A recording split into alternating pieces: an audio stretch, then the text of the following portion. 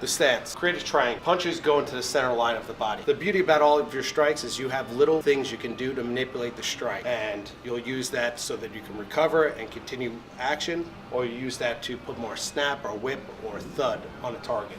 Nice wide stance. Take a nice healthy step in. Don't start so close that you can't use your feet, because you're going to end up counterbalancing against the bag, and the bag's weight won't be consistent all the time. So if you're starting, so you're like, I'm going to throw my punches, I'm going to start this close, you're going to end up leaning forward, be riding on both toes, and we can't have that. So give yourself plenty of distance. One lesson I can tell you for sure, you're longer than you think you are, especially when you bring it all together. So the jab, we step in, but we haven't leaned it. When we step in, we're going to keep our shoulders back here, but our hip and foot are going to go in. So you might want to imagine being pushed right here at the hip and being pushed this way. What it's doing, it's stretching out this line. If you take my class, talk about it so much. The hip being stretched out right here, being pushed forward, that line is building energy.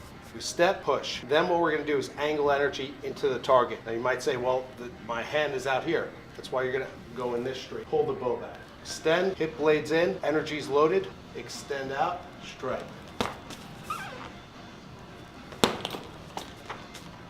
It doesn't seem like you would be able to reach it because you're too far away. But in reality, when you use your foot, all you do is widen up your stance, you're on your toes, and you've cut the distance, but you haven't used the tools up here yet. If you see on the opposite side, what you can do here is pull. To the left, the jab, the lead is expanding out, and this side you're pulling back.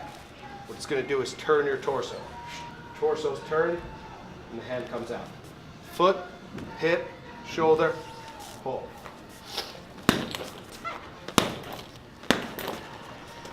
So you want to avoid the knee locking out, because I'm going to tell you that, you're going to see it, you're going to come in, and this will happen. You're pushing, but this foot's in place, the knee is locked, and you might still be able to throw the punch, but you're going to be off balance. And the thing is, if you do something right, it's going to help you down the line. So if you step in with the jab, it's going to help your cross.